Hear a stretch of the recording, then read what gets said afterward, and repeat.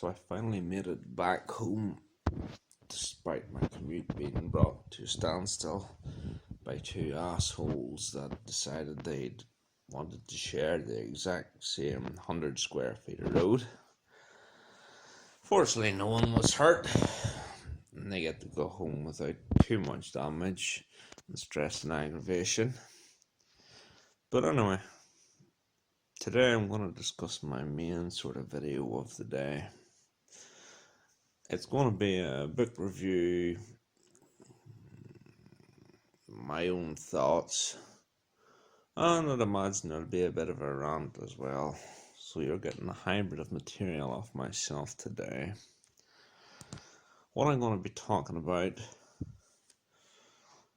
evolves around the subject of the fate of the Western world and all the major Western democracies.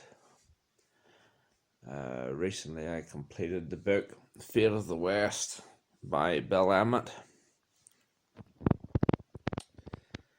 who, if you're unaware, used to be a journalist for The Economist before moving into book publishing.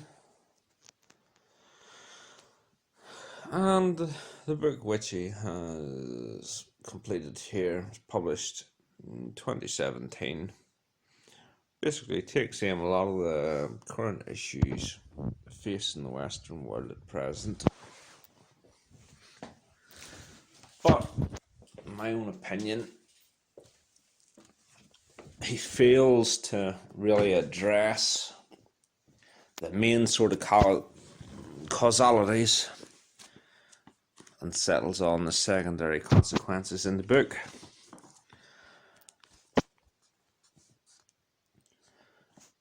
Considering this book was wrote in 2017 also, and with the events of the pandemic over the past year, the book itself, well, it has aged all right, but it negates a lot of societal problems that are coming to the forefront in the present year. A lot of the main issues he talks about the overall mismanagement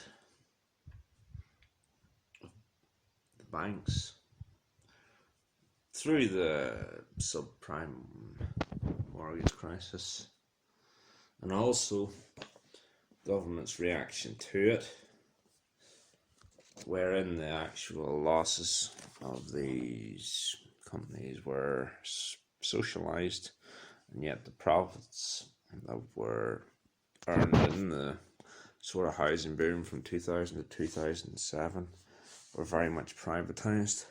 And yeah, there's quite a lot of legitimacy to his argument about how the whole system was basically doomed to fail and should have been let fail. But instead, through government intervention, these fat cat bankers walked away. He then proceeds to talk about demographics, how the vast majority of the West has aging populations, and of course the accompanying stresses on welfare and pensions in particular for retiring generations, and the lack of up and coming youth to sort of replenish the overall welfare system with the taxes they earn through the course of their working life. It gives several examples of this across the European continent and in Japan. But again, it's very much a secondary consequence. In my own personal opinion relating to this subject, a lot of society's ills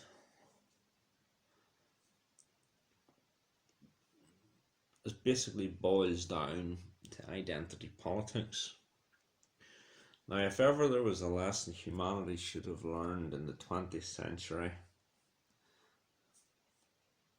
is that the second that identity politics starts raising its head, or you get certain groups playing it for their own advancement, it needs to be stamped out.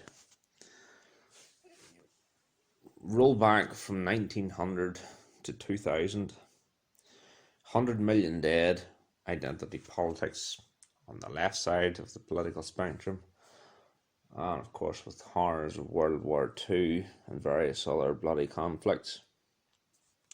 100 million dead on the right side of the political spectrum. You know, if 200 million corpses is not enough for the lesson to be learned that identity politics is something that ought to be avoided at all costs, then you strongly suggest you take a step back and reassess your character. But yet, even in this day and age, particularly within the media and various political organisations, identity politics once again is rearing its ugly head and causing the usual subdivisions amongst various groups in society, most notably between men and women. You only have to look at the 2019 census statistics to see how the marriage rate has plummeted, black and white. Again, off the back of the George Floyd protest. And of course, between Islam and Christianity throughout the whole of Europe.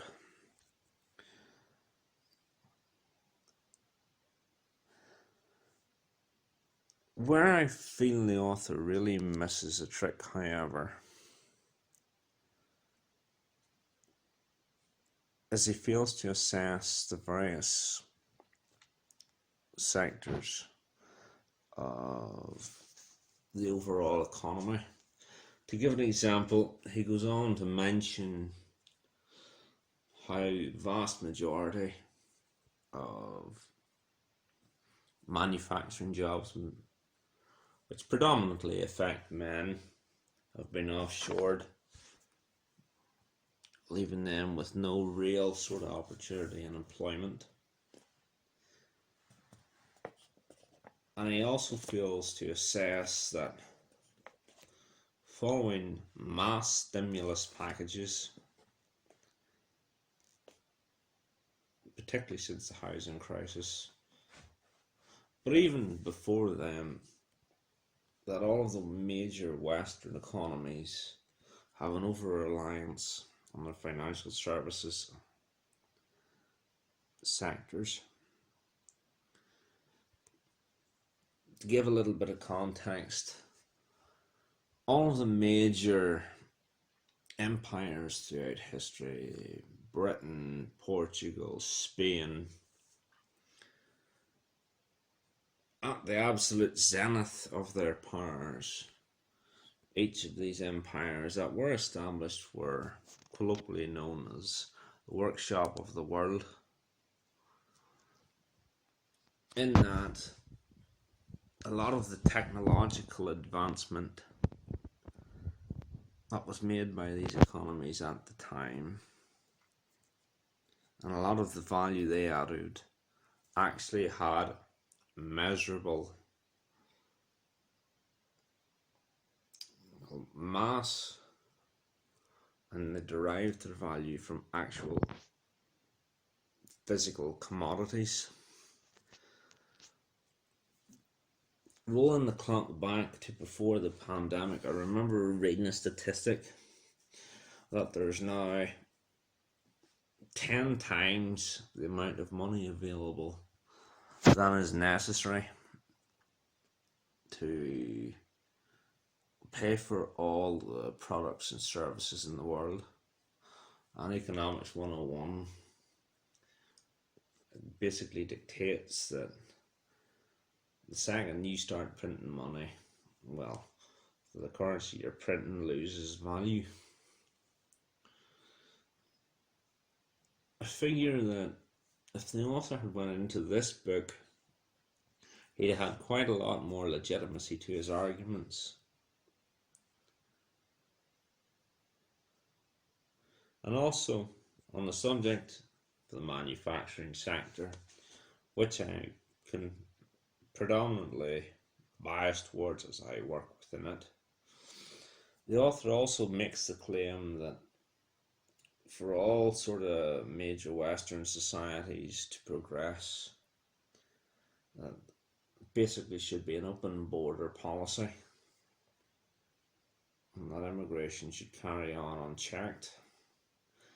However, he makes no hypothesis upon the effects of the local and native populations of these areas. The fact that, as well as the lower skilled and lower class workers competing with each other, they then predominantly have to compete with citizens of the other country, thus driving down wages.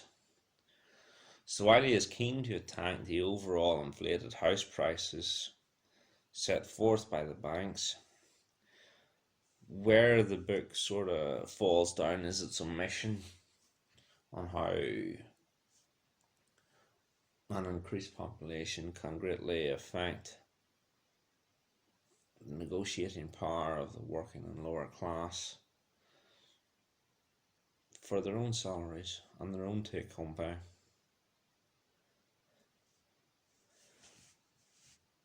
In terms of my own thoughts, I think the West has just entered a period of terminal decline. Far too much emphasis is placed on non-physical assets and on earning money just by moving money around. At the time of the Cameron election, for his first sort of run at Prime Minister, he mentioned the possibility of Britain moving towards becoming a more knowledge-based economy. And while there certainly is some truth in societies progressing by the overall mechanisation of their labour through technological advancement, you only have to look forward look back throughout history to see just how the vast majority of empires at their absolute zenith were involved with physical assets and commodities, deriving value from that rather than just simply moving piles of money around. Also, it's clear from the book itself that the author is quite a proponent of globalization. From a historical perspective, you only really have to go back 120 odd years to the close of the 19th century, where you'll find a similar sort of situation we are today, with China being the workshop of the world and the USA controlling the shipping lanes. Rolling the clocks back, however, you'll find it was Britain occupying the shipping lanes control and Germany being the workshop of the world. Now, I know a strong case can be made at that time in Europe there were burgeoning territorial disputes and unresolved internal tensions in each of the communities, particularly from the 1870s on. However, that was sort of one of the more major areas of globalization throughout history. Prior to this one, of course, we are living in, and ultimately culminated in the First World War. And I fear that Western society on the whole is heading down the same dark path. But hopefully I'm wrong. And my final thoughts, I'd like to close by saying that perhaps the single biggest threat to the Western world is the tendency of monopolies to form in particular industries, most notably across the telecommunications industry with Silicon Valley, and the lack of antitrust law in governments.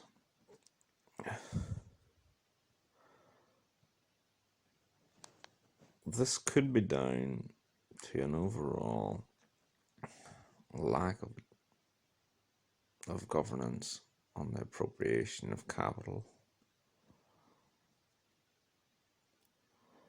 which may sound somewhat socialist. However,